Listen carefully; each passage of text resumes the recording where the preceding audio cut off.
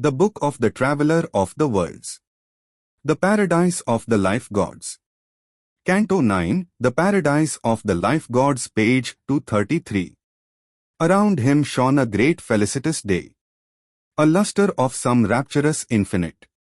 It held in the splendor of its golden laugh regions of the heart's happiness set free, intoxicated with the wine of God, immersed in light, perpetually divine, a favorite and intimate of the gods, obeying the divine command to joy.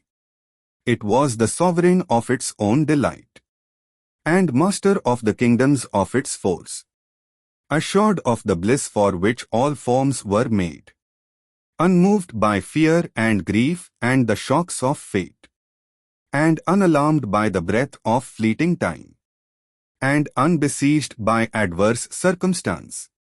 It breathed in a sweet, secure, unguarded ease, free from our body's frailty inviting death, far from our danger zone of stumbling will.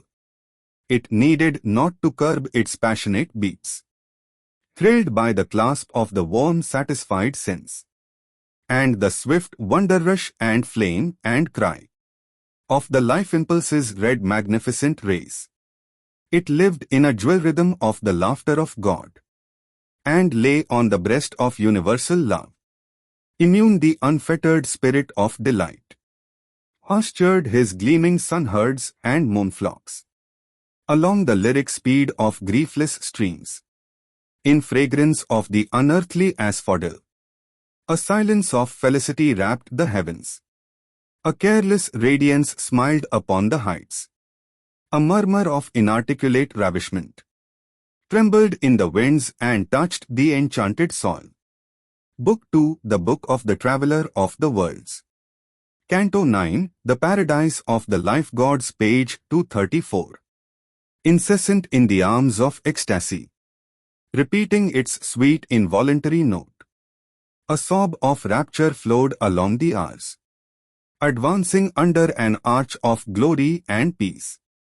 Traveler on plateau and on musing ridge, as one who sees in the world magician's glass a miracled imagery of soulscapes flee, he traversed scenes of an immortal joy, and gazed into abysms of beauty and bliss. Around him was a light of conscious suns, and a brooding gladness of great symbol things. To meet him crowded plains of brilliant calm, mountains and violet valleys of the blessed, deep glens of joy and crooning waterfalls, and woods of quivering purple solitude. Below him lay like gleaming jeweled thoughts, rapt dreaming cities of Gandharv kings. Across the vibrant secrecies of space, a dim and happy music sweetly stole. Smitten by unseen hands, he heard heart close the harp's cry of the heavenly minstrels pass, and voices of unearthly melody chanted the glory of eternal love.